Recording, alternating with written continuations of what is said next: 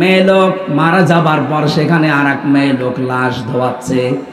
হঠাৎ করে ময়লা পরিষ্কার করে যখন রানের উপরে হাত দিয়েছে, ওই মেয়েটার হাত গেছে আটকিয়ে। এত চেষ্টা করে হাত খুলতে চায় না। এলাকার ইমামকে জিজ্ঞাসা করা হলে কি করা যায়, উনি ফতোয়া দিলেন, এক কাজ করেন, এই মেয়েটার যে মরা মেয়ে, মৃত মহিলার এই জায়গা থেকে এর রান কেটে বাদ দিয়ে দেন, চামড়া কেটে তুলে ফেলেন। কিন্তু এই মেয়েটার স্বামী রাজি না, বলে আমার বউ মারা গেছে, আমার বউ নেককার মহিলা, তার এখন মারা যাওয়ার পরে তার গোশত কেটে বাদ দেবেন, আমি মানি না। আপনার দরকার হয় যে মহিলার হাত আটকিয়েছে ওর হাত কেটে বাদ দেন। এখন ওর স্বামী আর সন্তান এসে বলছে কি, আমরা আসলাম বিপদ থেকে বাঁচাতে, আর এখন আমাদেরই বিপদে ফেলবেন না, আমরা মানি না।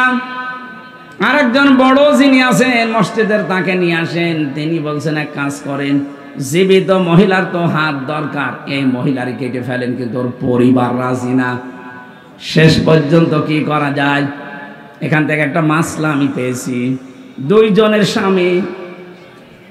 দুইজনের স্বামী কিন্তু ফতোয়া দিচ্ছে দুইজনের ব্যাপারে যে আমার স্ত্রী আল্লাহওয়ালা, আমার জীবিত স্ত্রীর হাত কাটতে দেব না।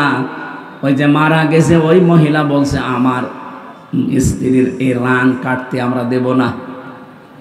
বড় ঝামেলায় পড়ে গেল ইমাম সাহেব, কি করি এখন? ওই দেশের প্রধান বিচারপতি, যিনি বিশ্বের নাম করা একজন আলেম, ইমাম মালিক রহমতুল্লাহ আলাইহি, মদিনায় তিনি থাকেন। 80 কিলোমিটার দূরে এই ঘটনা। ঘোড়ায় চড়ে তাকে নিয়ে আসা হচ্ছে, আপনি আসেন বিচারটা করেন, নয়তো আমাদের এলাকায় রক্তক্ষয়ী সংঘর্ষ হবে। আর এই মহিলা তো বিপদে আছে, হাত তুলতে পারে না। এত টানাটানি করি আমরা, লাশ উঠে চলে আসে। এখন এই মরা মহিলার সাথে জীবিত মহিলাকেও তো কবর দেওয়া লাগবে। ইমাম মালিক আসলেন, পর্দা দিয়ে ঢেকে দিয়ে মহিলাকে জিজ্ঞাসা করলেন, কি হয়েছে বলো দেখি। মেয়েটা বলছে, কিচ্ছু হয়নি, আমি কিচ্ছু জানি না, শুধু কান্দে কান্দে। ইমাম মালিক বলেন, কান্দা বন্ধ করো, সত্যি করে বলো আমার কান্দে কিন্তু কোরআন আর হাদিসের রাডার আছে, তুমি যদি সত্যি নাও বলো আমি ধরে ফেলবো।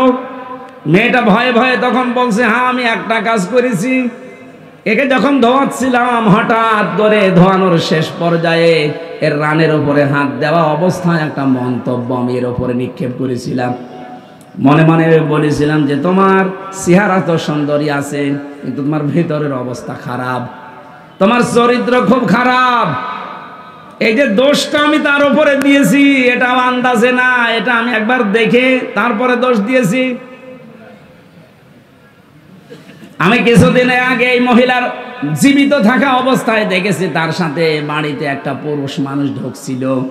তো পুরুষ মানুষটা যে কে, ওই সময় ওই দিন ওই তারিখের উল্লেখ করে, কিন্তু আমি ওই সময় বুঝি না যে কে। আমি একটা আন্দাজে ধারণা, তার উপরে ধারণা নিক্ষেপ করেছি, তোমার চরিত্র ভালো না। এ কথাটা বলার পরে তার স্বামীর পক্ষ থেকে জিজ্ঞাসা করছে, অমুক তারিখে অমুক দিনে কে কে বাড়িতে এসেছিল। জানা গেল ওই মেয়েটার সাথে ওই তারিখে ওই সময় যেটা এসেছিল ওই মেয়েটা নিজের আপন ভাইয়ের ছেলে। ভাইয়ের ছেলে এই মেয়েটার কি হয়? ফুফু। কি হয় বলেন বলেন? কিচ্ছু লাগবে না, ফুফু হয়। আমরা জানি কোরআন হাদিস পড়ে একজন মহিলার সাথে 14 জন পুরুষ মানুষ দেখা করতে পারে। কয়জন বলেন বলেন? তার ভেতরে আপন ভাইয়ের ছেলে একজন, কারণ এর সাথে এই মহিলার বিয়ে করা, বলেন না কেন? যার সাথে বিয়ে করা হারাম সে তো মাহারাম। তার সাথে ওই মেয়েকে আমি ঢুকতে দেখেছি, আমি তো বুঝি নাই, আমি মনে করছি কোন পুরুষ মানুষ নিয়ে ঢুকতেছে। এই যে একটা নেককার মহিলা, সতী সাধবী মেয়ে লোকের উপরে একটা তকমা লাগিয়ে দিলাম, একটা দোষ তার উপরে নিক্ষেপ করলাম। আমার মনে হয় আল্লাহ পাক আমার কারণে এই গুনার শাস্তি আমাকে দুনিয়ায় দেখিয়ে দিয়েছে। কারণ কোন মানুষ যদি কোনো মানুষের ওপরে আন্দাজে অপবাদ দেয়, সে যেন নিজেই ওই পাপের বোঝা বহন করে নিয়ে বেড়ায়। এখন পাপের বোঝা কি? এইটাই, আমার হাত আটকিয়েছে, আল্লাহ আর খুলতে দেয় না। ইমাম মালিক ডাক দিয়ে বলে, প্রমাণ যেহেতু হয়েছে, তুমি আন্দাজে একটা ধারণা নিক্ষেপ করলে, দোষ চাপিয়ে দিলে নিরপরাধ মানুষের ওপরে, এর শাস্তি জানো। মান সালিমাল মুসলিমুনা মিন লিসানিহি ওয়া ইয়াদিহি। খেয়াল করেন, নবীজি বলেন ওইটাই তো আসল মুসলমান, যার হাতের দ্বারা মুখের দ্বারা অন্য মুসলমান শান্তিতে থাকে, নিরাপদে থাকে। তুমি হাত দেওয়ার সঙ্গে সঙ্গে হাত আটকিয়েছে এমনি না, কারণ মুখ দিয়ে এই কথা তুমি নিক্ষেপ করেছো অন্তরের দ্বারা যে মহিলার চরিত্র ভালো না। বিনা কারণে বিনা অপরাধে একটা নিরপরাধ মেয়ে করে পড়ে এই 10টা চাপিয়ে দেওয়ার কারণে মহান আল্লাহ তোমাকে আটকিয়ে দিয়েছে। তোমার যেহেতু কোনো সাক্ষী নেই, কোরআনে কারীম জানিয়েছে সতী সাধবী কোনো মানুষের উপরে, মেয়ে লোকের উপরে কেউ যদি জেনার তহমত দেয়, ব্যভিচারের তহমত দেয়, তার চরিত্রের উপরে কলঙ্ক দেয়, কমপক্ষে তার 4 জন পুরুষ মানুষের সাক্ষী হাজির করা লাগবে। কয়জন? আরো জোরে বলেন। সূরা নূরের ভেতরে আছে আল্লাহ রাব্বুল আলামিন বলেন ওয়াল্লাযীনা ইয়ারমুনা আযওয়াজাহুম ওয়া লাম ইয়াকুম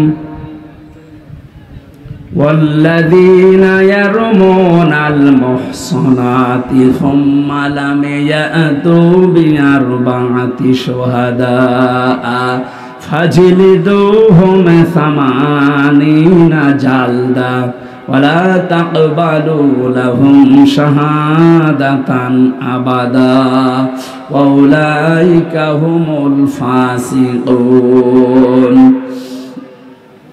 কোন মানুষ যদি এই পৃথিবীতে কোন সতী সাধবী নেককার মহিলার উপরে জেনার তহমত লাগায়, আর যদি 4 জন সাক্ষী হাজির করতেও না পারে, তাহলে তার 2টা শাস্তি।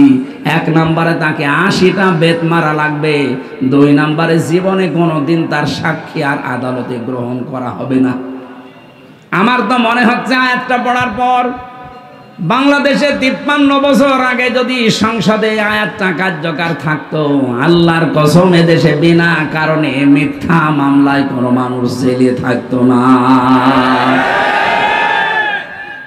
আমার মনে হয় যারা এখন দায়িত্বে আছেন, সামনে শুনলাম সংবিধান সংশোধন হবে, এখানে যেন এই পয়েন্টটা যোগ করা হয়, যারা মিথ্যা মামলা দেবে, মিথ্যা সাক্ষী দেবে, এটা যদি আদালত কর্তৃক প্রমাণ করতে না পারে, 2 বছর 5 বছর 10 বছর জেল হয়েও যদি বেকসুর খালাস পেয়ে যায়, আমার মতো, আমার তো কোনো দোষ পাইনি, আমি নির্দোষ, আদালত কর্তৃক প্রমাণিত। সুতরাং বিনা দোষে বিনা কারণে নির্দোষ মানুষটাকে যারা 3 বছর জেলে রেখেছে, প্রমাণ তো করতে পারলেন না। আমার মামলার আয়ুর সাথে থেকে শুরু করে একেবারে টপ টু বটম যারা জড়িত, তাদেরও সামনে যেন এই আইনটা সংসদে পাশ হয়।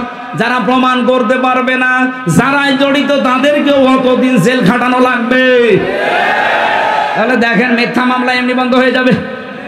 আর 2 নম্বরের বড় গুরুত্বপূর্ণ বিষয়, যারা বিনা কারণে নির্দোষ মানুষের উপরে আন্দাজে দোষ চাপিয়ে দেয়, তাদের প্রথম শাস্তি 80টা বেত। 2 নম্বরে কোনোদিন তাদের সাক্ষী আর এই দেশে গ্রহণ করা হবে না। কত বড় শাস্তি আপনি লক্ষ্য করেছেন? 1,10,000-এর মতো মানুষ এই দেশে এখনো জেলে আছে। আমার মনে হয় 70,000 মানুষ কালকেই বের হয়ে যাবে যদি এই আজটা সংসদে কায়েম হয়। বহু নির্দোষ মানুষ জেল খাটতেছে, এমনি কিচ্ছু জানে না, মিথ্যা সাক্ষী দিয়ে তারা জেলখানায় রেখেছে। এই মামলার আয়ু থেকে শুরু করে যারা এর সাথে জড়িত, যারা পুরাপুরি কমপ্লিট করতে পারবে না, তাদেরও ওই শাস্তির আওতায় আনা লাগবে। তখন এই ছোটখাটো রাগারাগি হলেও আর পুলিশ দিয়ে ধরাবে না, বলবে না যদি প্রমাণ করতে না পারি, ও ছাতা আমার কপালেও আছে। ইমাম মালিক বললেন প্রথম শাস্তি হবে তোমার 80টা বেত, আর জীবনেও তোমার সাক্ষী আর কোনোদিন মরণের আগে এই আদালতে গ্রহণ করা হবে না। জাল্লাদকে ডাক দাও, কারণ হাত তো ছোড়ানো লাগবে, হাত তো লেগে আছে, আঠার মতো লেগে আছে। জাল্লাদ এসে শুরু করেছে বিসমিল্লাহির রহমানির রহিম বলে, 1টা 2টা 79টা হয়ে গেছে। মেয়েটার পিঠ ফিনকে দিয়ে রক্ত বের হচ্ছে, তারপরও ছাড়ে না। আর একটা বাকি আছে যাব। ইমাম মালিক ডাক দিয়ে বললেন জাল্লাদ অবস্থা কি? পর্দার আড়াল থেকে জবাব দিচ্ছে, ইমাম সাহেব অবস্থা খারাপ, আর একটা বাকি আছে, কিন্তু হাত ওই অবস্থায় আছে। ইমাম মালিক বললেন না, কোরআন মিথ্যা হতে পারে না, কোনো দিন কোরআনে কারিমে কোনো মিথ্যা কথা আল্লাহ দিতে পারেন না। ওয়া তাম্মাত কালিমাতু রাব্বিকা সিদকাও ওয়া আদলা লা মুবাদদিলা লিকালিমাতিহি ওয়া হুয়াস সামিউল আলিম। আল্লাহ পাক বলেন আমার এই কোরআন পরিপূর্ণ করার সত্য দিয়ে কিয়ামত পর্যন্ত কোনো মিথ্যা এর ভেতরে প্রবেশ করতে পারবে না। লা ইয়াতিহিল বাতিলু মিন বাইনি ইয়াদাইহি ওয়ালা মিন খালফি তানজিলুম মিন হাকিমিন হামিদ। এর ভেতর থেকে, উপর থেকে, নিচ থেকে, ডান থেকে, বাম থেকে কোনো মিথ্যা যাওয়ার সম্ভাবনা বলেন। 2 নাম্বারে এটা কিয়ামত পর্যন্ত পরিবর্তন হবে না, যা দিয়েছি ওইটাই। দুনিয়া পাল্টাবে কিন্তু কোরআনে কারিমের কোনো বিধান পাল্টানো সম্ভব। 3 নম্বর এটা ইনসাফ দিয়ে পরিপূর্ণ, কারো অবিচার করে না। আজ বাংলাদেশে 49 বছর 53 বছর অবিচার চলছে, একটাই কারণ, এইটা প্রতিষ্ঠিত নেই আইন ব্যবস্থায়। এটা যদি বিচারালয়ে, প্রশাসনে, সংসদে সত্যি আমরা নিয়ে যেতে পারি, নবীজির গ্যারান্টি হচ্ছে অমান হাকামা বিহি আদালা, এটা বিচার ব্যবস্থায় নিয়ে যান, ন্যায় বিচার কায়েম করে দেবে। এর উপর আমাদের বিশ্বাস এখনো পরিপূর্ণ আসে না, এই জন্য একে বাদ দিয়ে আমরা তৈরি করা আইন বিশ্বাস করে ওখানে নিয়ে যাই। মানুষের তৈরি করা আইনগুলো ওখানে যাবার পরে দেখা যায় ন্যায় বিচারের তুলনায় আরো দিন দিন অবিচার বেড়ে যাচ্ছে। আর আমার না অন্য কিছু ভাবলাম, আমি সবার কথা বাদ দিলাম, শুধুমাত্র ইসলামী আন্দোলন করার কারণে আমার যতটুকু দেখা চোখে জামাতের আমির যিনি ডাক্তার শফিকুর রহমান যে বারবার জেলে যাচ্ছে, নিজের ব্যক্তিগত কোনো কারণে না, দোষে না, শুধু ইসলামী আন্দোলন করার কারণে। ন্যায় বিচার থাকলে ওনারে এই বছরের পরে বছর জেল না, 1 সেকেন্ড ওনারে জেলে রাখার কোনো সম্ভাবনা নেই, কোনো অধিকারও থাকবে না। অনেকেই যারা উল্টাপাল্টা দোষ দেওয়ার মন মানসিকতা করেন, আরে ভাই উনি এসেছে ওই রকম লাইন থেকে, উনি মুক্তিযোদ্ধা পরিবারের সন্তান, উনি বাম রাজনীতি করতে করতে এসেছে, ওনারে যে আপনি উল্টাপাল্টা দোষ লাগিয়ে দেবেন যে আপনি আলবদর আসামস, আপনি রাজাকার, আপনারা নিজেরা তখন ধরা খাবেন, কারণ ছাত্রলীগ থেকে উঠে এসেছে।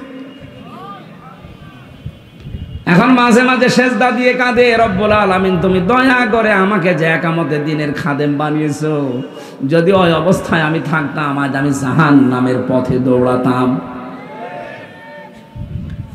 এইরকম কিছু মানুষ আল্লাহ বাংলাদেশে যেন তৈরি করে দেয়, যারা আজ না বুঝে একামতে দিনের বিরোধিতা করেন।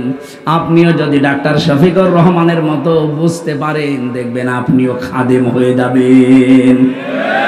উনি যদি বাম থেকে এসে খাদেম হতে পারে, আপনি তো ডান পথে আছেন, একটু আসেন না কেন? আপনাকে ভর্তি হতে বলছি না, শুধু সিলেবাসটা একটু দেখেন। আমি এক ওসিকে পড়াতাম কুষ্টিয়ায়,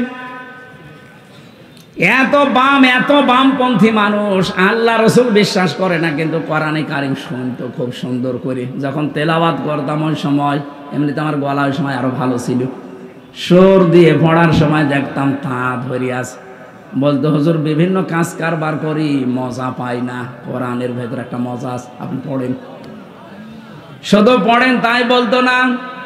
পড়তে পড়তে যখন ভালো লাগতো তখন আমাকে বলছে আপনি কিভাবে পড়েন, আমারে ওইভাবে পড়ানো শিখান, আমি যেন আপনার মতো পড়লেই বুঝি যে কি বলতে চাই। আমি যেমন ইংরেজি পড়লেই বুঝি যে আমি কি, আরবি পড়লেও যেন আমি বুঝতে পারি অন্তত কোরআনটা যে কি পড়ছি। আমি এভাবে পড়তে হলে তো শাব্দিক অর্থ মুখস্থ করা লাগবে, আপনাকে কয়েকশো আরবি গ্রামার আপনাকে আয়ত্ত করা লাগবে। বলছে আমি পড়বো, পড়া আরম্ভ করেছিল। চিন্তা করলাম এই ফাঁকে ওনারে আমি ইসলামের দিকে নিয়ে আসতে পারি কিনা দেখি। একটা ছোট্ট বই দিয়েছিলাম, উপরের আর পেছনের পৃষ্ঠা খুলে দিয়ে, কারণ আমি জানি যে এই পৃষ্ঠা ওনারে দিলে জীবনও পড়বে না। 20 শতাব্দীর একজন অন্যতম মুজাদ্দিদ সাইয়্যিদ আবুল আলা মওদুদী আল উস্তাজ, ওনার লেখা কালিমার হাকিকাত, এ বই নেই একটা, দেখলাম এ বই দিলে পড়বে না, উপরের পৃষ্ঠা ছিঁড়ে ফেললাম, ওখানে নাম লিখে দিলাম অন্য জনের, পেছনের পৃষ্ঠা ছিঁড়ে দিলাম যে কোন জায়গা থেকে ছাপা হয়েছে ওদিকে লেখা আছে, দরকার নেই। উপরেরটা পেছনেরটা ছিঁড়ে বাকি পৃষ্ঠা যেখানে 1 দিয়ে শুরু করা ওইগুলো দিলাম। চিন্তা করলাম লেখক কার নামে দিয়ে একজন মহিলার নাম লিখে দিলাম। অনেক পড়ার পরে বসে নাই, প্রথমে বললাম স্যার কি করেছেন? বলছে পড়েছি, ভালোই তো লাগছে, এই লেখক তো অনেক উচ্চ মানের লেখক। উনি নিজেও শিক্ষিত মানুষ, লন্ডন থেকে পড়াশোনা করা মানুষ। ওই সময় বাংলাদেশে যত ওসি ছিল সব চাইতে বড় শিক্ষিত ওইটা। উনি অ্যাডভোকেট, এদিকে লন্ডন থেকে অনার্স মাস্টার্স করে এসেছে, এইরকম মানুষ। চিন্তা করলাম যে দে, এরকম কয়েকটা দেওয়ার পরে আমার বলছে হুজুরের লেখক শুধু মেয়ে লোকের নাম উপরে কলম দিয়ে লিখা, আসলে আসল পৃষ্ঠা কই? যা আছে কেমন লাগে? ভালোই তো লাগছে। আমি তো বহু বই পড়েছি জীবনে, কিন্তু এর লেখার মান অনেক উপরে, উচ্চাঙ্গের লেখক। এ লেখকের নাম কি? লেখকের নাম বললে আপনি এনার লিখিত বই আরো পড়বেন তো? হ্যাঁ পড়বো। যেই নাম বলেছি সে বই আর দেবেন না, বই দেবেন না মানে ঠিক আছে, আপনাকে ওনার লেখা আর দেব না। আরো লিখিত বই আছে আমার ভার্সিটিতে, আমি এনে দেই, তখন আমি ফার্স্ট ইয়ারে, সে নিয়ে আসে। একামতের দিন এই বইটা আমি নিজে 14 বার পড়েছি। মরহুম অধ্যাপক গোলাম আজমের লেখা, রহমতুল্লাহ আলাইহি। চিন্তা করলাম এটা দিলেও পড়বে না, কারণ এর নামের আগে দেখলেই ছিঁড়ে ফেলে দেবে। প্রথম পৃষ্ঠা, দ্বিতীয় পৃষ্ঠা, তৃতীয় পৃষ্ঠা ছিঁড়ে ফেললাম, ওখানে আমার নাম লিখে দিলাম যে দেখি পড়ে কিনা। আমার তো ওই যোগ্যতা হয়নি, ফার্স্ট ইয়ারে পড়ে ওই বই লেখা কিয়ামতের আগেও সম্ভব না। কি করি, এ তো পড়তে যাবে না। এই দিনের এখানে 19টা অর্থ দেওয়া আছে। উপমহাদেশে যে সমস্ত আলেমগুলো দিনের একামতে দিনের কাজ করে তাদের কেন মানুষ শত্রুতা করে, আর যারা খেদমতে দিনের কাজ করে তাদের কোনো শত্রুতা করে না কেন, এর বিস্তারিত লেখা আছে ওর ভেতরে। পুরাটা বললাম পড়ে আমারে শোনাবেন আগামী সপ্তাহে, প্রতি সপ্তাহে একবার যেতাম পড়াতে। পুরাটা উনিও শেষ করে আমারে বলছে হুজুর এই লেখকে তো ভালো, এই লেখককে? আমি না, আপনি এটা লিখতে পারেন না, কারণ এই লেখক অনেক উচ্চাঙ্গের, এনার ভাষা রচনা শৈলী খুব সুন্দর। দিনের অর্থ এতদিন যা বুঝতাম, এখন দেখছি না আসলে তো ওইটা দিন না। ওখান থেকে একটা সাবজেক্ট বানিয়েছিলাম আমি। এটা প্রচলিত যে ধারণায় তাওবা, জিকির, এরকম প্রায় 43টা বিষয় নিয়ে ভেজাল আছে আমাদের বাংলাদেশ, ভারত আর পাকিস্তানে। ওই সময় একটা আলোচনা দিয়েছিলাম যে স্যার এই আলোচনাটা আপনি দেখবেন। পড়াটা দেখার পরে আমার বলছে এতদিন আমি কি মনে করতাম আর এখন আমি কি দেখছি। পরবর্তীতে দেখলাম ট্রান্সফার হয়ে গেছে, এখন আর পরিচয় নেই, যোগাযোগও নেই। ওই সময় যা শুরু করেছিলাম আমার তো মনে হচ্ছিল ওরে যদি আমি একটা বছর এভাবে টিপস দিতে পারতাম, আমার আল্লাহ ওকে ডাক্তার শফিকুর রহমানের মতো ঘুরিয়ে দিত। আপনি এই জন্য আসবেন, আপনাকে আমি ভর্তি হতে বলছি না, সিলেবাসের কাছে আসেন। কথা বলতে গেলে কিছু মানুষের মনের ভেতরে খটকা লাগে, না জানি আবার বিরুদ্ধে চলে যায় কিনা। আরে ভাই, আমি কোরআন দিয়ে কথা বলি, কোরআনের কথা শুনলে ভয়ে থাকবে, আতঙ্কে থাকবে তো তারা যারা মুনাফিক। আপনি কি মুনাফিক? ওই জামানায় এই সিস্টেম ছিল, যখনই কোনো আয়াত নাজিল হতো মুনাফিক যারা নামধারী মুসলমান ওপরে ওপরে ঘোষণা দিত কালেমার, ভেতরে ভেতরে তারা ছিল কপটতাকারী, তারা ছিল সংকীর্ণ মনের, কালো রোগ বিশিষ্ট অন্তর নিয়ে তারা বাস করত।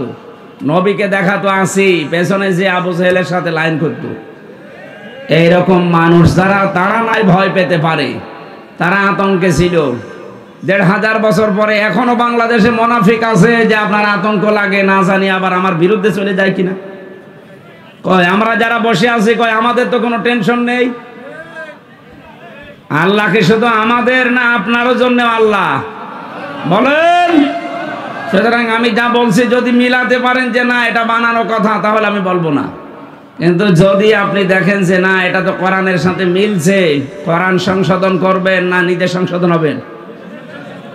আশা করছি আপনি মনে প্রাণে এটা বিশ্বাস করেছেন। আমরা এবার কোরআনের একটা পয়েন্ট দিয়ে তেলাওয়াতকৃত আয়াতে যাব। কথা বলায় সেখানেই শুরু করে দেখি একটা প্রথম কথা আমার সামনে আসে, নেতা। এই শব্দটা আসলেই অনেকেই মনে করছে এই দুনিয়ার বিষয় আবার তাফসির মাহফিলে তুলে নিয়ে আসা কি দরকার। আরে ভাই, এটা দুনিয়ার বিষয় না, এটা আখিরাতের বিষয়। সূরা শুআরা 19 নম্বর পারার 12 নম্বর পৃষ্ঠার 5 নম্বর লাইনের 151-52 নম্বর আয়াত। একটু মিলান দেখেন, মিলবে। ওয়ালা তুতিউ আমরাল মুসরিফিন আল্লাযীনা ইয়াফসিদুনা ফিল আরদি ওয়ালা ইউসলিহুন। এই বাংলাদেশে আমি যতগুলো তাফসীর পড়েছি, দেখেছি, অধিকাংশ মুফাসসিরিয়াতের ব্যাপারে এইভাবে লিখেছেন। আল্লাহ বলেন, পৃথিবীর মানুষেরা সবাইকে উদ্দেশ্য করে বলছি, ওয়ালা তুতিউ, বহু বছর এটা, আমরাল মুসরিফিন, যারা দুনিয়ায় ইসরাফ করে, অপচয় করে, অপব্যয় করে, এই মানুষগুলোর অনুসরণ করবা না, এদের পেছনে থাকা যাবে না। আল্লাহ এতটুকু যদি শেষ করে দিতেন, তাহলে আমি আয়াতটা এ পর্যন্ত বলে ইসরাফের ব্যাখ্যা বিশ্লেষণ করে আমি এখান থেকে চলে যেতাম। পরের শব্দে আল্লাহ পাক ঘোষণা দিচ্ছেন, আল্লাযীনা ইয়াফসিদুনা ফিল আরদি। এই যে ইসরাফ করে যারা, অপচয় করে যারা, অপব্যয় করে কারা, এদের কিছু ধরন আল্লাহ পরের আয়াতগুলোতে দিয়েছেন। যারা এক নম্বরে দুনিয়ায় যারা ফ্যাসাদ সৃষ্টি করে। কে সৃষ্টি করে? বলেন বলেন। ফাসাদ মানে, ফাসাদ মানে জ্ঞানজাম শুধু না, ফাসাদের 9টা অর্থ প্রধান। প্রথম অর্থ, ফাসাদ মানে মানুষের তৈরি করা আইন কানুন। এই দুনিয়ায় যারা মানুষের তৈরি করা আইন আর কানুন প্রতিষ্ঠার জন্য চেষ্টা চালায়, এরা আন্দোলন করে, মিছিল মিটিং করে, কাজ কারবার করে, আল্লাহর ভাষায় তাদের অনুসরণ করা জায়েজ নেই। বাংলাদেশে যদি কোনো রাজনৈতিক দলের কাজ এইটা হয়, তাহলে আপনি ওখানে যদি থাকেন, আল্লাহর এই আয়াত আপনি মানেননি, এই আয়াত কিয়ামতে আপনার বিরুদ্ধে দাঁড়াবে। আপনি কি বিশ্বাস করেন কোরআনের কোন আয়াত আপনার বিরুদ্ধে যদি কিয়ামতে অবস্থান নেয় আপনি মাপ পেয়ে যাবেন? বলেন না কেন? আরে ভাই, দুনিয়ায় কি সব হয়ে গেল? আমি তো আপনাকে বাঁচাতে চাই, আশা করছি আপনি কথা বুঝতেছেন। ওয়ালা তুতিউ আমরাল মুসরিফিন আল্লাযীনা ইউফসিদুনা ফিল আরদি। সুতরাং এই বাংলাদেশের সাথে আয়াতটা এবার মিলাবেন। মানুষের তৈরি করা আইন যারাই প্রতিষ্ঠা করতে চায়, সে যে দলের লোক হোক, ওর পেছনে থাকা জায়েজ নেই। এখন যদি বলেন, হুজুর এটা তো আমার সাথে মিলে যাচ্ছে, আমি করব কি? আমি কি আয়াত নতুন করে নাজিল করব? যদি মিলে যায় তাহলে আপনি ওখান থেকে চলে আসেন। যাদের সাথে মিলছে না, আপনি তাদের কাছে যান। না, এই আয়াত বলা বেশি হয়ে গেল। কিসের বেশি হওয়া? আল্লাহ যা বলেছে আমি তো সেই ফোর্সেই বললাম। এখন মানা না মানা আপনার বিবেকের ব্যাপার। যদি না মানেন তাহলে আল্লাহ যে ফেরেশতা দিয়ে মুগুর রেডি করছে, একবার দেবে বাড়ি, 70 গজ নিচে চলে যাবে। কথা বলেন না কেন?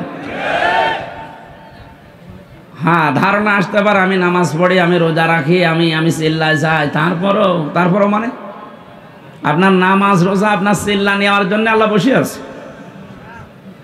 এইটাই যদি হতো তাহলে লূত নবীর স্ত্রী, তাকে আল্লাহ জাহান্নামে দিত না। সে নবীর স্ত্রী, তার নিজের দোষ ছিল না, কিন্তু সে তলে তলে এমন মানুষদেরকে সাপোর্ট করত যারা চরিত্রহীন, যারা আল্লাহর বিধান পাল্টিয়ে পুরুষে পুরুষে বিয়ে করত। এই মানুষগুলোর সাপোর্ট করার কারণে নবীর স্ত্রীকে যদি আল্লাহ জাহান্নামে দেয়, আর যারা আল্লাহর আয়াতের পরিবর্তে মানুষের তৈরি করা আইন কানুন প্রতিষ্ঠা করতে চায়, তারাও ওই লূত নবীর জামানার উম্মতের মতোই। তারা আল্লাহর বিধান পাল্টিয়েছে, আর আপনি আল্লাহর বিধান বাদ দিয়ে নতুন করে আর একটা বিধান প্রতিষ্ঠা করতে চান। বিষয় একই। উনি নবীর স্ত্রী, চরিত্রহীন মানুষদেরকে সাপোর্ট করার কারণে যদি জাহান্নামে যায়, হামজা চরিত্রহীন মানুষদেরকে, যারা আল্লাহর আইন মানে না, আল্লাহর বিধানের পরিবর্তে অন্য বিধান নিয়ে আসে, এদের চরিত্র পৃথিবীর সবচাইতে খারাপ, কারণ এরা ফ্যাসাদ সৃষ্টিকারী। এই কথা বলেন না কেন? আমি ইঙ্গিত দিলাম, আশা করি আপনি বুঝেছেন। এরপরেও যদি কেউ না বোঝার ভান করে থাকেন, মোনাজাতের পরে আসেন, আপনার কানের কাছে মুখ নিয়ে বলছি, জোরে তো আর বলা যাচ্ছে না।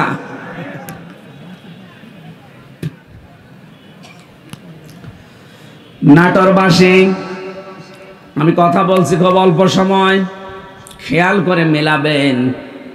আজকে থেকে এই ময়দানে এসেছি শুধু লোক দেখানোর জন্যে। মানুষ আমার চেহারা দেখবে, আমি তার চেহারা দেখব না। আমি সিদ্ধান্ত নিয়ে যাব, দুনিয়ায় যারা মানুষের তৈরি করা আইন প্রতিষ্ঠা করে, আন্দোলন করে, আমি আজকে থেকে আর ওই রকম মানুষের পেছনে নেই। আরে এইটা বাংলাদেশের মানুষ মেনে নিলে তো ডক্টর ইউনূস 2 বছর থাকা লাগে না। কথা বলছে না কেন? এইটাই যদি আমরা মেনে নিতে পারতাম, হ্যাঁ ষড়যন্ত্র আছে, হচ্ছে, হবে। আফগানিস্তান যদি আল্লাহর বিধান কায়েম করে টিকে থাকতে পারে, বাংলাদেশে আল্লাহর বিধান কায়েম হয়ে গেলে আমরাও টিকে যাব। কারণ আল্লাহর রহমত তখন আকাশ ফুঁড়ে নাজিল হয়ে যাবে। কথা বলেন ঠিক কিনা? এটা আমি বানালাম। কোরআনে কারীম জানাচ্ছে, ওয়ালাউ আন্না হালাল কুরা আমানু ওয়াত্তাকাউ লাফাতাহনা আলাইহিম বারাকাতিম মিনাস সামাই ওয়াল আরদ। সূরা আরাফের 96 নম্বর আয়াতের প্রথম অংশে আছে, আল্লাহ পাক বলেন, জনপদের লোকেরা যদি আমি আল্লাহর উপরে ঈমান আনে আর ওই দাবি অনুযায়ী যদি ভয় করে চলার নীতি অবলম্বন করে, আকাশ আর জমিনে যত বরকতের দরজা আছে আমি আল্লাহ সব খুলে দেব। লাফাতাহনা, লামে তাকিদ, সুপারলেটিভ ডিগ্রি। এটা আল্লাহ নিজে গ্যারান্টি দিচ্ছে যে আমি খুলে দেব। 1 বিঘা জমিতে যদি 20 মণ ধান হয়, যে জনপদের লোকেরা আল্লাহর প্রতি সঠিকভাবে ঈমান আনার পরে তাকে মেনে চলার সিদ্ধান্ত নেবে আল্লাহর আইনগুলো, আল্লাহ গ্যারান্টি দিলেন ওই এলাকার জন্য, জনপদের জন্য যত বরকতের দরজা জমিন আর আকাশে আছে সব খুলে দেব। আল্লাহর গ্যারান্টি আমাদের এখনো বিশ্বাস হচ্ছে না। কথা বলেন না কেন? যদি এটা আমরা বিশ্বাস করতাম, এদেশে বহু মানুষ কিন্তু এটা বিশ্বাস করানোর জন্য জান প্রাণ দিয়ে তারা খাটতেছে। আপনি তাদের কষ্টের মূল্য দিতে চান না। ও ভাই, আমি নাম ধরেই বলছি, আমিরে জামাত ডাক্তার শফিকুর রহমান, উনি সেই পর্যায়ে আছে। ওনার যা টাকা পয়সার মালিক আল্লাহ ওনারে বানিয়েছে, ওনার যে ব্যবসা প্রতিষ্ঠান আছে, উনি মানবতার জন্য যদি কাজ না করে, চিন্তা ভাবনা না করে, শুধু নিজে খাবো, নিজে পরে যতদিন আছে বেশি আরামে আয়েসে কাটাবো, কোনো ব্যাপার ছিল না। ওই রকম জীবন আর একটা পেলে উনি কাটাতে পারত। এক কথা বলেন না কেন? এই ঝানঝাপি ক্ষুব্ধ রাস্তায় ওনার আসার দরকার কি? কেন আজকে সিলেটে, কালকে চট্টগ্রামে, এরপরের দিন নাটোরে, এরপরের দিন খুলনায় এত দৌড়ানো লাগবে? তার কি অভাব আছে আপনার মতো? তাতে বিশাল হাসপাতাল আছে, ওইটা দিয়ে যদি জায়েজ পন্থায় উনি করে খেতে চায়, মরণ পর্যন্ত হালাল রুজি খেতে পারবে, 1 টাকাও হারাম উপায় করা লাগবে না। কোন কারণে এই মানুষটা এই রাস্তায় আসতেছে? আপনার বিবেকে কি নাড়া দেয় না? উনি বুঝেছেন খায়রুন নাস মাইয়ানফাউন নাস। হাদিস, নবীজি কিন্তু খায়রুন নাস বলার পরে মাইয়ানফাউল মুসলিমুনা বলেননি, যে মানুষের ভেতরে ওইটা উত্তম যে পৃথিবীতে শুধু মুসলমানদের উপকার করছে এবং করবে না। এনফাউ যেটা মোজারে, বর্তমান, ভবিষ্যৎ, প্রেজেন্ট, ফিউচার, এরপরে আল্লাহর নবী মুসলিমুনা দেয়নি, দিয়েছে খায়রুন নাস মাইয়ানফাউন নাস। পৃথিবীতে শ্রেষ্ঠ মানুষ আল্লাহর দরবারে ওইটা যে বেশি বেশি নামাজ পড়ে না, যে বেশি বেশি রোজা রাখে না, যে বেশি জিকির করে। কখনো নবী যে কথা বলেননি, বিশ্ব নবী জানিয়েছেন ওই লোকটাই আল্লাহর কাছে সবচাইতে দামি, যার দ্বারা মানুষের উপকার হয়, কল্যাণ হয়। আরে পৃথিবীতে মানুষের কল্যাণের জন্য সব চাইতে বড় মাধ্যম আল্লাহর বিধান। এটা যতদিন পর্যন্ত না আসবে ততদিন মানুষের আসল যে কল্যাণ এটা সাধন করা সম্ভব না। আজ আংশিক আমাদের কাছে আছে, এই জন্য আমরা আংশিক কল্যাণ পাই। যতদিন পর্যন্ত এটা প্রতিষ্ঠিত না হবে, বাস্তব যে কল্যাণ, আকাশের দরজা, জমিনের বরকতের দরজা খুলে যাবে, এটা আপনি দেখতে পাবেন না। সুতরাং এইটা প্রতিষ্ঠার মাধ্যমে আল্লাহর এই দরজাগুলো আমরা খুলতে চাই। কথা বলেন ঠিক কিনা? এই আয়াতের ভেতরে আমরা কয়েকটা জিনিস পেয়েছি। এক নম্বরে যারা ইসরাফ করবে দুনিয়ায়, অপচয় করবে, অপব্যয় করবে, তাদের ব্যক্তিগত জীবনে, পারিবারিক জীবনে, সামাজিক জীবনে, রাজনৈতিক জীবনে, অর্থনৈতিক জীবনে, আন্তর্জাতিক জীবনে, রাষ্ট্রীয় জীবনে, সব জায়গায় যারা শুধু অপচয় করে, জামা একটা হলেই হয় প্রতিদিন নতুন নতুন একটা করে শার্ট পরে, এরকম মানুষ এই দেশে আছে এবং ছিল। কথা বলে না কেন? এটা অপচয় না? দুনিয়াতে যাকেই দেখবেন অপচয়কারী, অপব্যয়কারী, তার পেছনে থাকবেন না, কারণ সে একটা নিজেই শয়তান। নামাজ পড়েননি আপনি, শয়তানের কথা আমি কোরআনে পাইনি, বলেন তো কোনো আলেম পেয়েছে কিনা? রোজা রাখে না, সে শয়তানের কথা আল্লাহ পাক বলেননি। হজ করেননি আপনি, শয়তানের কথা আমি পাইনি। কিন্তু যারা অপচয় করে, অপব্যয় করে, এই মানুষগুলোকে আল্লাহ বলেন এরা শয়তানের ভাই। ইন্নাল মুবাযযিরিনা কানু ইখওয়ানাশ শায়াতিন ওয়া কানাশ শাইতানু লিরাব্বিহি কাফুরা। সূরা বানী ইসরাঈলের ভেতরে আছে যারা অপচয় করে, অপব্যয় করে, এই মানুষগুলো শয়তানের ভাই। আমি এরকম কড়া কথা কোরআনে কোনো জায়গায় পাইনি। নামাজ পড়েননি, শয়তানের ভাই না, নেই। কিন্তু অপচয় করলে সে শয়তানের ভাই হয়ে যায়। ঘোষণা কার? এই 15.5 বছর আমরা এটা অনেককে দেখতেছি। এই 15.5 বছরের ভেতরে যত অপচয় হয়েছে, অপব্যয় হয়েছে, এগুলো যদি অপচয়, অপব্যয় না করে শুধুমাত্র জনগণের জন্য, রাষ্ট্রের কাজের জন্য ব্যবহার করতেন, আল্লাহর কসমে এই দেশটা কিন্তু দাঁড়িয়ে যেত। আমরা তো এইটাই চাচ্ছি। অপচয়, অপব্যয় বন্ধ করেন, সত্য এবং ন্যায়কে দেশে প্রতিষ্ঠা করে দেন। যা আছে এইটা নিয়ে আল্লাহ দেশ দাঁড় করিয়ে দেবে। নবীজিকে আল্লাহ বলেছিলেন, হে নবী, আপনি এখান থেকে চলে যাচ্ছেন, কিন্তু এই দোয়াটা করেন আমার কাছে, আকুর রব্বি আদখিলনি মুদখালা সিদকি ওয়া আখরিজনি মুখরাজা সিদকি ওয়া জাআলনি মিন লাদুনকা সুলতানান নাসীরা। এই শেষের যে কথাটা, আল্লাহ তুমি আমাকে এমন একটা রাষ্ট্র ক্ষমতা দান করো যেখানে তোমার সাহায্য থাকে। আমার তো মনে হচ্ছে দেশে একামতে দিনের দায়িত্ব যারা পালন করে, তাদের একটা মানুষকে মুখ দিয়ে যদি বলাতে পারেন, তারা যদি বলে আমরা জামাতে ইসলামের প্রতিষ্ঠা চাই, আমি আজকে থেকে তওবা করে ফিরে আসবো। আপনি যাকেই জিজ্ঞাসা করে, সে জীবনেও বলবে না আমরা জামাতে ইসলামের প্রতিষ্ঠায় দেশে চাই। তারা বলতে বাধ্য হবে আমরা আল্লাহর কোরআনের প্রতিষ্ঠা চাই। এইটাই তো আসল বিষয়। এই কথা বোঝার চেষ্টা করুন।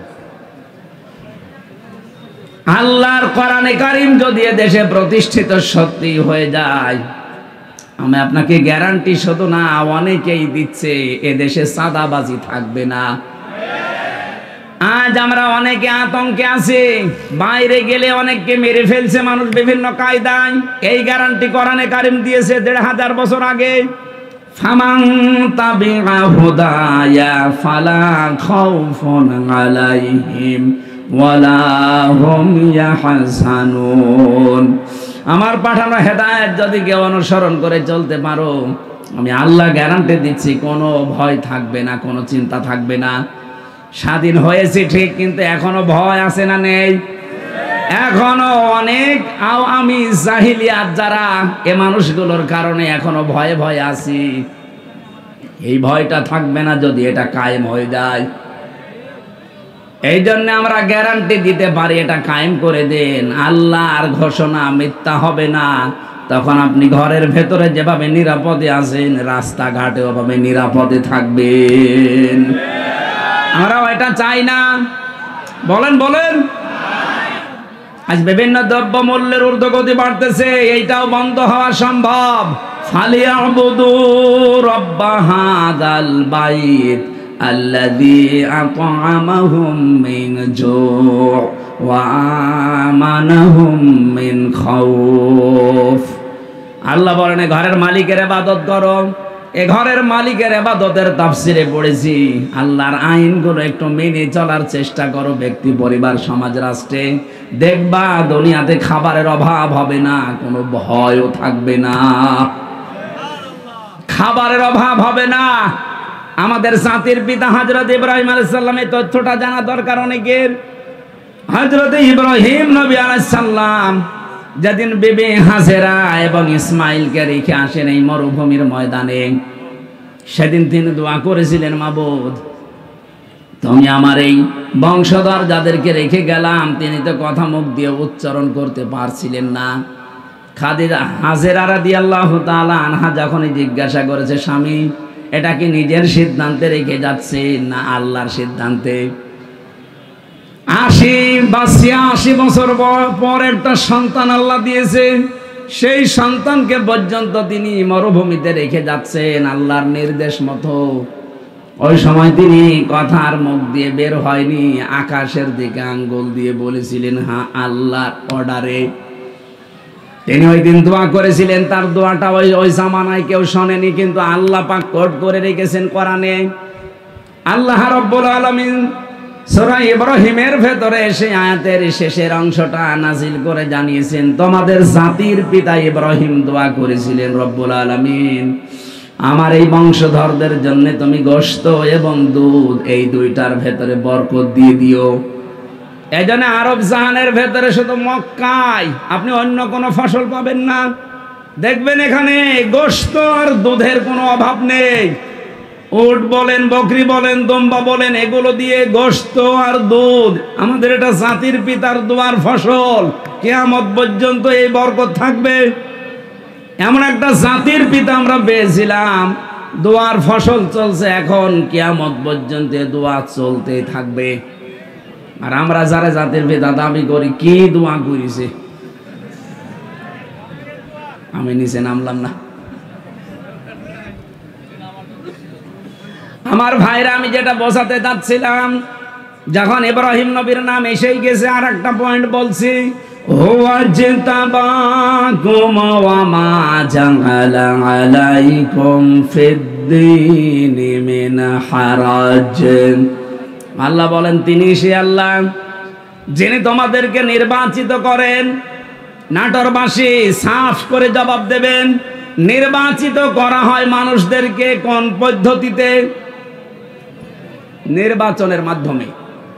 নির্বাচিত হতে হলে কি করা লাগে? নির্বাচন। বলেন বলেন, আরো জোরে বলেন। নির্বাচন না করে কেউ নির্বাচিত হতে পারে? অথচ আমাদের কপাল খারাপ, এই 15.5 বছরে নির্বাচন পদ্ধতি ধ্বংস করে দিয়েছে। আমরা নির্বাচিত হব কি করে? এখানে এতদিন যারা 15.5 বছরে ছিল, একটাও নির্বাচিত না। নির্বাচন হওয়ার আগে 154 জন হয়ে যায়, আবার নির্বাচন যেদিন হবে তার আগের রাতে হয়ে যায়। আপনি কি রাগ করলেন?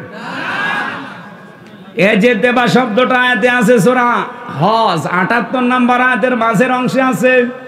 আল্লাহ বলেন, আমি নির্বাচনের মাধ্যমে তোদেরকে নির্বাচিত করেছি, আমি করেছি।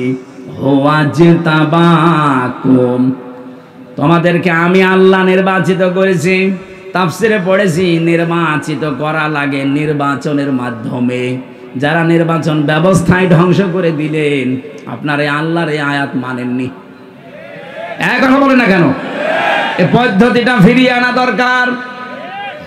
আশা করছি যারা দায়িত্বে আছে, একটা সম্মানজনক সময় নিয়ে তাড়াতাড়ি নির্বাচন দিয়ে এদেশের মানুষকে জনগণের দ্বারা নির্বাচিত হওয়ার সুযোগ করে দিন। একটা নির্বাচিত সরকার যতদিন না আসবে, ওদের ওই ষড়যন্ত্র কিছু বসে নেই, চলতেছে। সূক্ষ্ম কিছু বিষয় এখানে আছে। নির্বাচিত সরকারের কাছে নির্বাচনের মাধ্যমে ক্ষমতা দিয়ে দেন, এদেশে যে ষড়যন্ত্র চলছে এটা থেমে যাবে, দেশটা আবার দাঁড়িয়ে যাবে ইনশাআল্লাহ। এরপরে শব্দে আল্লাহ জবাব দিয়েছেন, ওমা জাআলা আলাইকুম ফিদ্দীনি মিন হারাজ। দিনের উপরে চলতে গিয়ে যে বাধা বিপত্তি আসবে, যদি নির্বাচিত তোমরা হয়ে যেতে পারো, তোমরা যদি বাছাই হতে পারো, ছাঁটাইয়ের ভেতরে না পড়ো, যত বিপদ আপদ আসবে আমি আল্লাহ নিজে দূর করে দেব।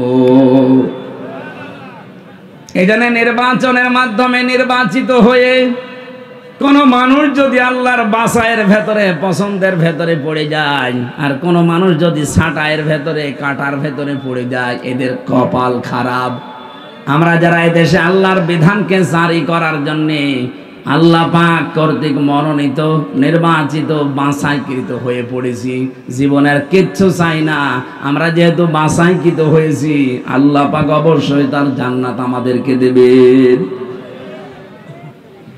وَلِيَعْلَمَ اللَّهُ الَّذِينَ آمَنُوا وَيَتَّخِذَ مِنكُمْ شُهَدَاءَ وَاللَّهُ لَا يُحِبُّ الظَّالِمِينَ।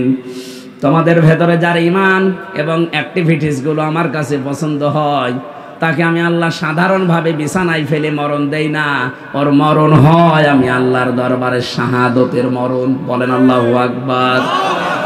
এখানে আমাদের জীবন আমরা যখন পড়েছি কুলিন্না সলাতি ওয়া নুসুকি ওয়া মাহইয়ায়া ওয়া মামাতি লিল্লাহি রাব্বিল আলামিন, এটা যেহেতু আমি মন দিয়ে, মনে প্রাণে মুখ দিয়ে উচ্চারণ করে বিশ্বাস নিয়ে পড়েছি, সুতরাং দুনিয়া একদিকে হয়ে গেলেও এই রাস্তা থেকে আমারে কেউ সরাতে পারবে না।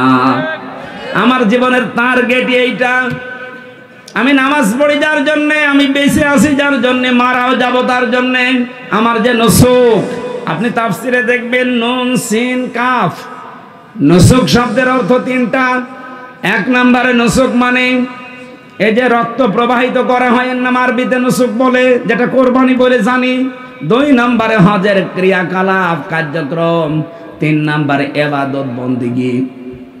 আমি যা করছি, হজ করি, নামাজ পড়ি, রোজা রাখি, আমার শারীরিক মানসিক চিন্তার যে ইবাদত বন্দেগী আছে, এমনকি আমি যা জবাই করি সব আমি আল্লাহকে দিয়ে দিয়েছি। বলেন সুবহানাল্লাহ। আমাদের জীবনে হতাশা বলে কিছু নেই, কারণ হতাশা থাকবে তাদের জীবনে যে মানুষগুলো আল্লাহর এই নামাজকে আদায় করবে না। ইন্নাল ইনসানা খুলিকা হালুআ ইযা মাসসাহু শাররু জাযুআ ওয়া ইযা মাসসাহুল খায়রু মানুআ ইল্লাল মুসাল্লিন। রাব্বুল আলামিন বলেন, অবশ্যই আমি মানুষকে বানিয়েছি অস্থির চিত্ত দিয়ে। এ সব সময় ব্যস্ত মানুষ, সব সময় ব্যস্ত। কোনো নিয়ামত পেলে সে কৃপণ হয়ে যায়, আর কোনো অশুভ কিছু আসলে, কোনো ক্ষতি, কোনো অকল্যাণ, কোনো কষ্ট যদি স্পর্শ করে তাকে, সে তখন হতাশ হয়ে যায়। এই গুণগুলো বলতে বলতে হঠাৎ আল্লাহ আলোচনার ধরন পাল্টিয়ে দিয়েছেন। আল্লাহ কিন্তু ভালোই বলছিলেন, ইন্নাল ইনসানা খুলিকা হালুআ ইযা মাসসাহু শাররু জাযুআ ওয়া ইযা মাসসাহুল খায়রু মানুআ। হঠাৎ আলোচনার ধরন পাল্টিয়ে চলে গেছেন অন্য লাইনে। আল্লাহ বলেন ইল্লাল মুসাল্লিন। এই সমস্ত গুণ পৃথিবীর সব মানুষের ভেতরে আছে। এরা সবসময় অস্থির, এরা বিপদ আসলেই হায় হতাশ করে, আর নিয়ামত পেলে কৃপণ হয়ে যায়। কিন্তু তারা নয় যারা মুসল্লি। কারা? কোন মুসল্লি? আল্লাযীনা হুম আলা সালাতিহিম দাইমুন, যারা তাদের নামাজে নিয়মিত। আমার মনে হয় এই আয়াতটা থেকে বাংলাদেশ জামাত ইসলামী ছাত্র শিবির, আজ ইসলামী ছাত্রী সংস্থা একটা পয়েন্ট নিয়েছে। ওনারা যাই নামাজ পড়বে ওনাদেরকে লিখে রাখা লাগে যে আমি আজকে এই কয়েকটা নামাজ পড়েছি। আপনি এক ওয়াক্ত নামাজ পড়েন, দুই ওয়াক্ত পড়েন, আপনি মুসল্লির ভেতরে নেই। আপনাকে নামাজ দাইমন নিয়মিত পড়া লাগবে। এই জন্য আপনি জামাতে পড়লেন না একা পড়লেন, ওইটাও লেখা লাগে।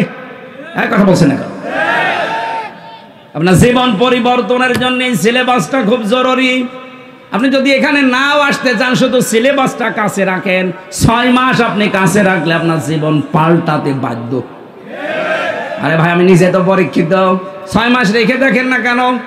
আপনার জীবন যদি উচ্ছৃঙ্খল থাকে, বিশৃঙ্খলায় পরিপূর্ণ থাকে, আশা করছে আপনার জীবনকে আপনি কন্ট্রোলে নিয়ে আসতে পারবেন। আপনাকে আমি দাওয়াত দিচ্ছি না যে আপনি শিবির করেন, জামাত করেন, দরকার নেই। আপনার জীবনকে যদি সুগঠিত, সুশৃঙ্খল, সংগঠিত করতে চান, একেবারে লাইন মতো তুলতে চান, আল্লাহর এই আয়াতগুলোর পরে যে ইল্লাল মুসাল্লিন আল্লাহ দিয়েছেন, এটা যদি বাস্তবে দেখাতে চান, এই ফর্মটা একটু দোকান থেকে কিনে নিয়ে হলেও পূরণ করেন। দেখবেন আমি কসম দিয়ে বলছি আপনি পাল্টিয়ে যাবেন, কারণ এই ফর্মগুলো সব কোরআনে কারিম থেকে ধারাবাহিকভাবে নিয়েছে। সুবহানাল্লাহ বলতে পারেন না? আমি যেটা তুলেছিলাম ইব্রাহিম নবীর জীবন নিয়ে, ওনাকে আল্লাহ বলছেন আমি নির্বাচিত করেছি, ছাঁটাই করে দেই কাউকে, কাউকে বাছাই করি, এটা আমি আল্লাহর নীতি। এই জন্য আমরা যারা একামতে দিনের লাইনে আছি এই বাংলাদেশে, তারা হীনমন্যতায় ভুগবেন না, ছোট মনে নিজেকে কখনো ছোট মনে করবেন না। আপনি পৃথিবীতে সবচাইতে দামি মানুষ, কারণ আল্লাহ আপনাকে নির্বাচিত করে ফেলেছে। আল্লাহ তার দ্বীনের জন্য আপনাকে ছাঁটাই করেনি, বাছাই করে নিয়েছে। আর এইটাই তোমাদের জাতির পিতার আদর্শ। এরপরের শব্দে আছে মিল্লাতা বিকুম ইব্রাহিম হুয়া সাম্মাকুমুল মুসলিমিন। বলেন আল্লাহু আকবার। আমি যেখান থেকে কথা তুলেছিলাম আপনাদের মনে আছে কিনা দেখেন তো। আমাদের জাতির পিতা হযরত ইব্রাহিম আলাইহিস সালাম দোয়া করেছিলেন মক্কার জমিনে, হে আল্লাহ তুমি আমার এই সন্তান এবং স্ত্রীর পরবর্তী প্রজন্মদের জন্য রিজিক হিসাবে গোশত এবং দুধের ভেতরে বরকত দিও। দেখবেন পুরা আরব জাহানের ভেতরে বাংলাদেশের মতো 14টা দেশ জোড়া দিলে যত বড় হবে, পুরা আরব জাহান এত বড়। আমি তো বহু জায়গায় ঘুরেছি হজের সময়, মাত্র 7 দিন 5 দিনে তো হজ হয়ে যায়, বাকি সময় 45 দিন আমি কি করব? গাড়ি ভাড়া করে হোক আর বিমানে টিকিট কেটে বিভিন্ন প্রদেশে খালি ঘুরতাম। দেখেছি শুধু মক্কাতে দুধ আর গোশতের ভেতরে ওই ইব্রাহিম নবীর দুয়ার ফসল এখনো চলছে, এখানে কোনো অভাব নেই, কিন্তু অন্য ফসল পাবেন না। বাকি অন্যান্য প্রদেশে যান, তাইফে গিয়ে দেখেছি পাহাড়ের উপরে শহরটা, অথচ ফল ফলাদি ফসলাদির কোনো অভাব নেই। নাটোরবাসী আল্লাহর তাকওয়া যদি অবলম্বন করি, আল্লাহর প্রতি ঈমান এনে জমিনে আমরা আবার আল্লাহর বিধানগুলো প্রতিষ্ঠা করার মাধ্যমে দেখাতে পারি, কসম খোদার যে অভাবগুলো চলছে, যে সিন্ডিকেটগুলো চলছে, এইটাও বন্ধ হয়ে যাবে। একটা গোপন কথা শোনাচ্ছি, আজকে শুনে আসলাম। তাই 2 মাসের ভেতরে এই দেশে আমরা যারা মাজলুম ছিলাম, খালি জালেমদের ওই 14 দল বাদ দিয়ে যারা মাজলুম ছিলাম, এই মানুষগুলো যদি এখনো এক হতে না পারি। আপনি আজকে মির্জা আব্বাসের বক্তব্য দেখেছেন, উনি বলছে জামাত আর বিএনপি আমরা সবাই মিলে দেশকে সাজাতে চাই। উনি পাকা খেলোয়াড়, পাকা রাজনীতিবিদ, আন্দাজে ও আবেগে কথা বলা লোক না, যা বলেছে চিন্তা ভাবনা করে বলেছে। আপনি একা পারবেন না। আরে ভাই আপনিও মুসলিম, আমিও মুসলিম, জালেমরা সব আমাদের এক জায়গায় রেখেছিল।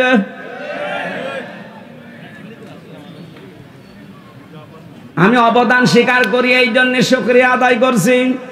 জনাব তারেক জিয়া সাহেবের পিএস আমার সাথে 3 বছর ছিল পাশে, শ্রদ্ধাভাজন বড় ভাই জনাব মিয়া নুরউদ্দিন অপু ভাই। ওই 4 দেওয়ালের মাঝে ভাইটা আমাকে বহু সাহায্য সহযোগিতা করেছে। ওনার বন্ধু ছিল গিয়াসউদ্দিন মামুন ভাই, ওনার দ্বারা আমি বহু উপকৃত হয়েছি ওই ভেতরে, কারণ ভেতরে আমাদেরকে এমন অবস্থায় রেখেছিল জেলে না সেলের ভেতরে। ওখানে উপকার পাওয়া খুব কঠিন।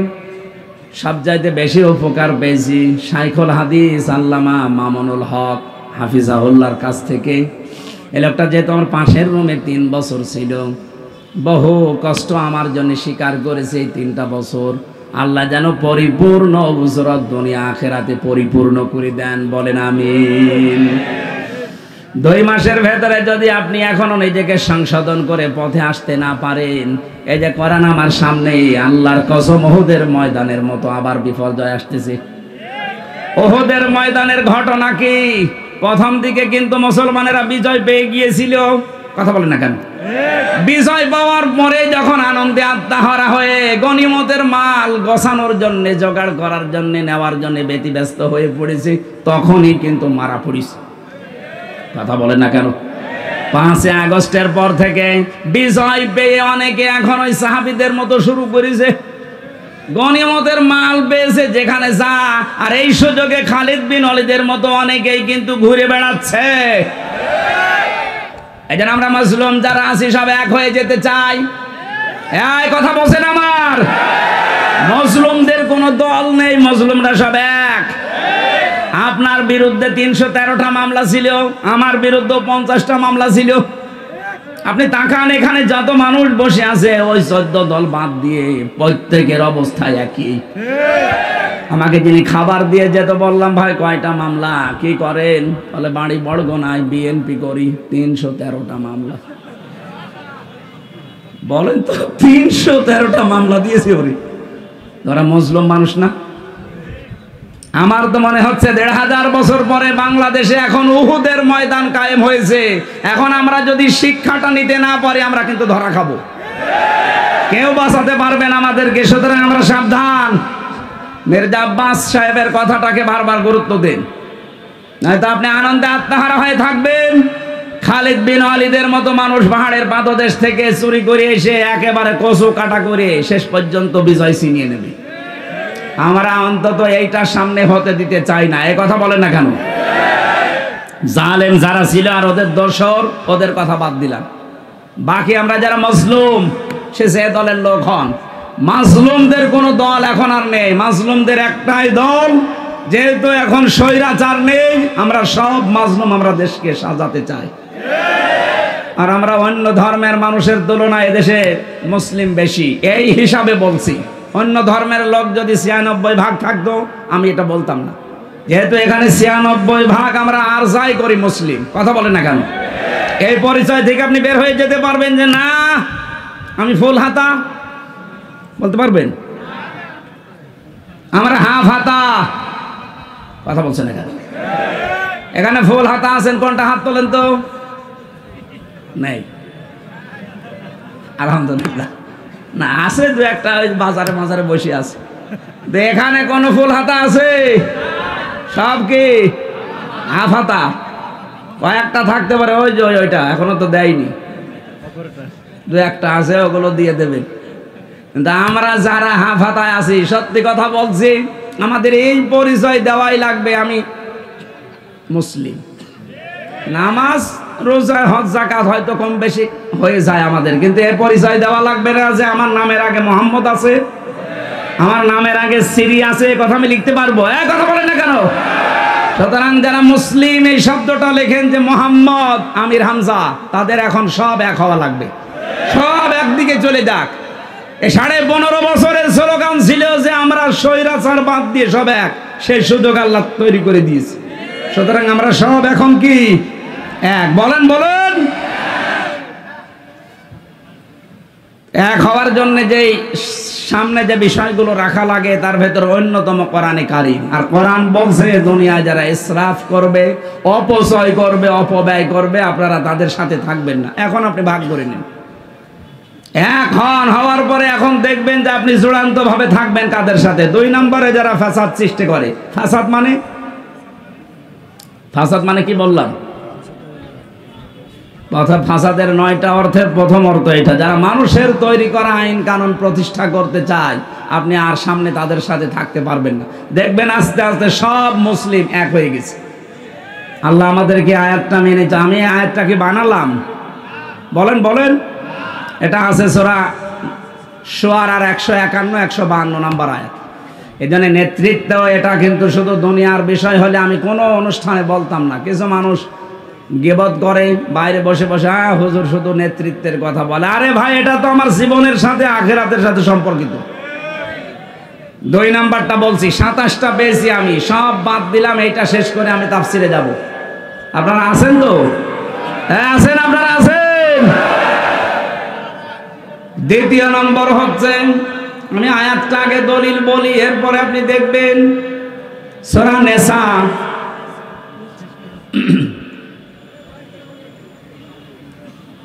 5 নম্বর পারার 2 নম্বর পৃষ্ঠা 11 নম্বর লাইনের 34 নম্বর আয়াতের প্রথম অংশে আছে,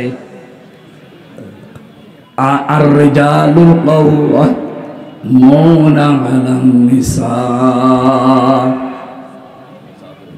আল্লাহ পাক বলেন এই পৃথিবীতে নেতৃত্ব দেবে পুরুষেরা, মেয়েরা থাকবে তাদের আন্ডারে।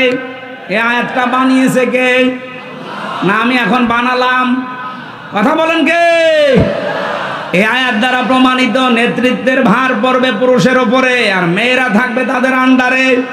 এই আয়াত যদি আমরা 100% বিশ্বাস করি, এখানে যারা আছেন সারা বাংলাদেশে যেহেতু 96% মুসলমান, এই হিসাবে বড় আশা নিয়ে আয়াতটা পড়লাম, আগামী কিয়ামতের আগ পর্যন্ত বাংলার চেয়ারে কোনো মহিলা যেন নেতৃত্বে বসতে না পারে। হ্যাঁ, পুরুষ মানুষ আসুক, কথা বলেন না কেন? যেই মহিলা থাকবে সেখানে আপনি থাকবেন না, এটা মনে হয় রাজনীতি হয়ে গেল। হ্যাঁ হ্যাঁ, এটা রাজনীতি।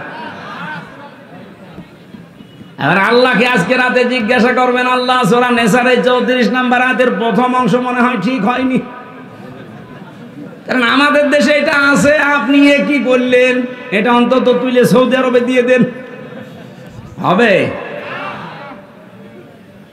আয়াতের ব্যাখ্যা একটা হাদিস পড়েছি, এই যে আমরা সফল হতে পারি না কেন, নবীজি বলেন ক্বালান নবী সাল্লাল্লাহু আলাইহি ওয়াসাল্লাম লা ইউফলিহা কওমুন, ওই জাতি কখনো সফল হচ্ছে না, হবে না, যে জাতির নেতৃত্বে আছে, নেতা হয়ে আছে কোনো মহিলা।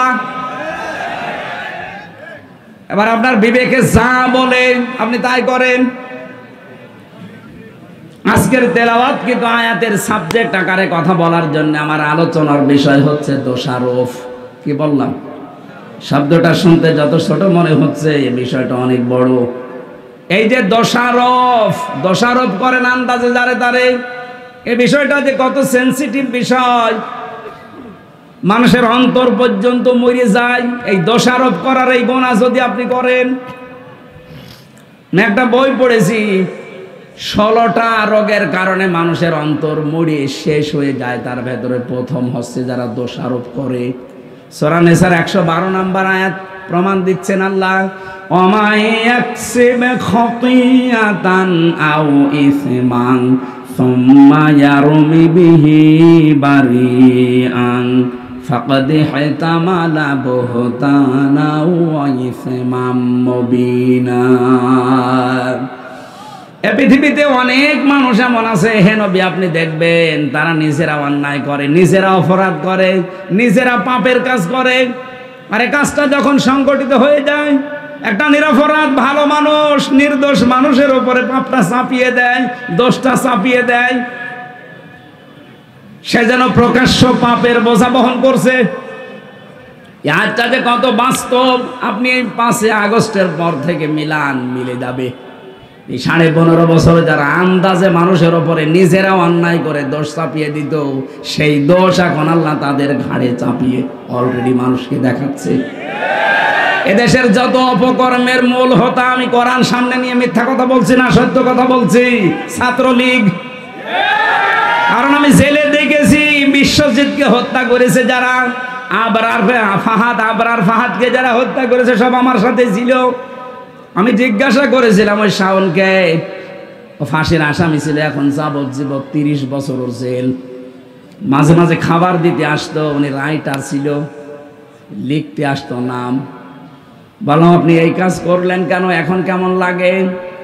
জীবনের সবচাইতে বড় মারাত্মক ভুল আমার এইটা। ওই সময় কেন ওদের আদর্শে অনুপ্রাণিত হয়ে বিশ্বজিৎ কিন্তু বারবার বলেছিল, ভাই আমি আপনার ধর্মের লোক না, আমি হিন্দু মানুষ। যদি আপনার বিশ্বাস না হয় আপনি আমার লুঙ্গি খুলে প্যান্ট খুলে দেখেন যে আমার ফুল হাতা।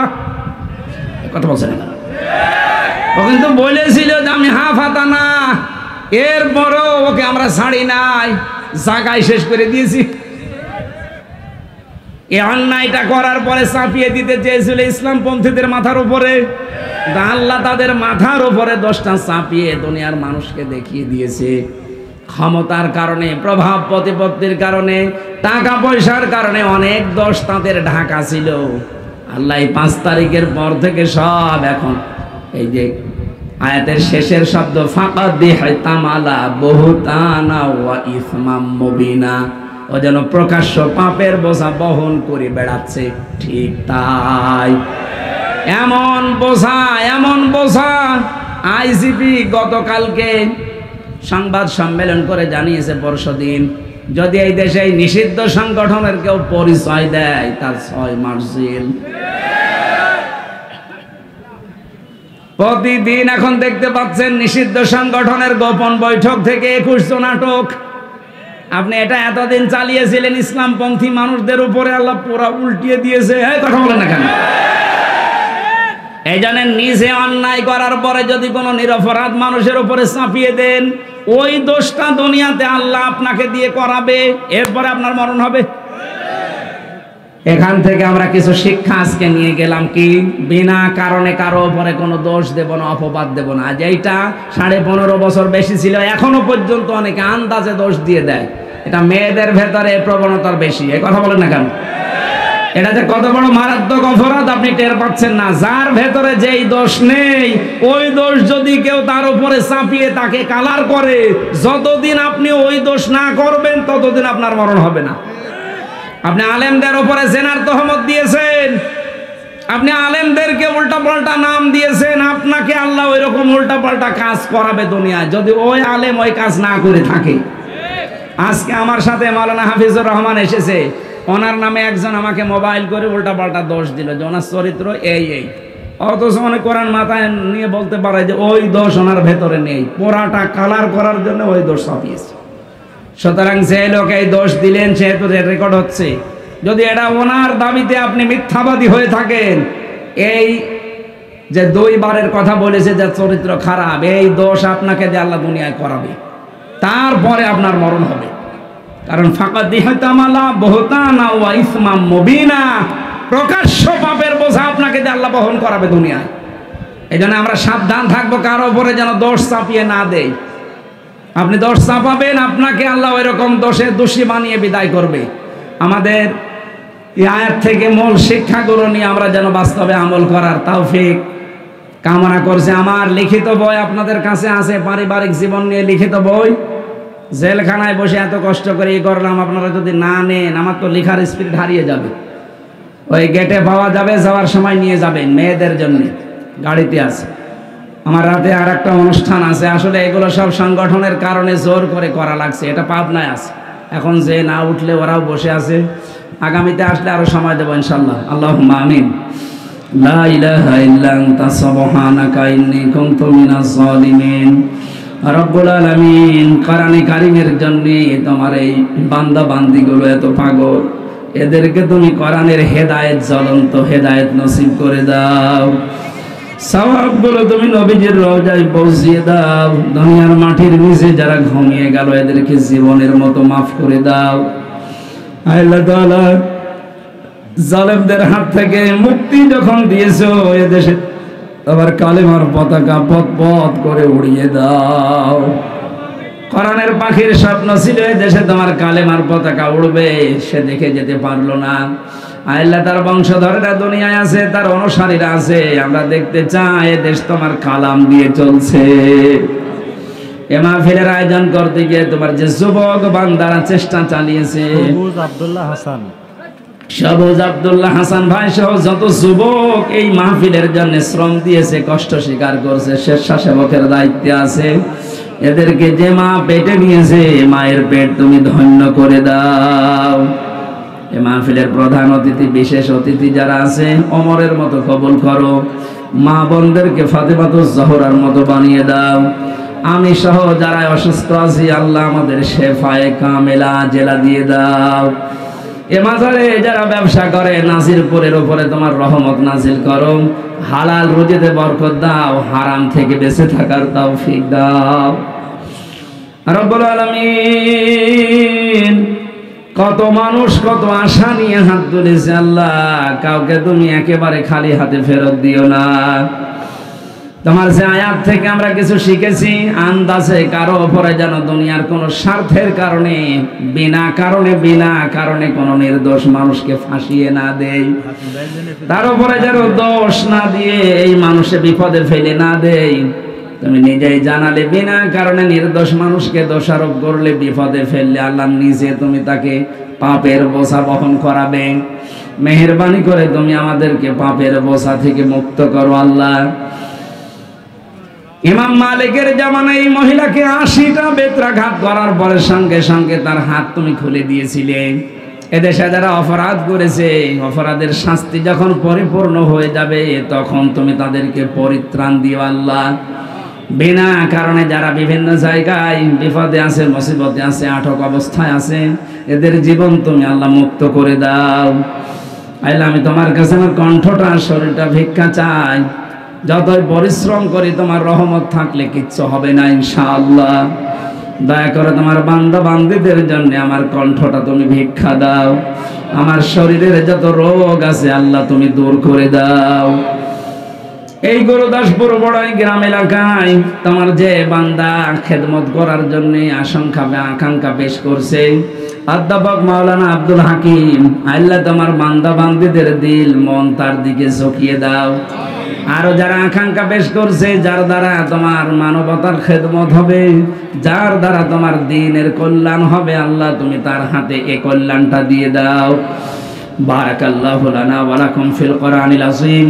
মরণ আসলেই তুমি আমাদের জবানে জারি করে দিও লা ইলাহা ইল্লাল্লাহু মুহাম্মাদুর রাসূলুল্লাহ। আসসালামু আলাইকুম।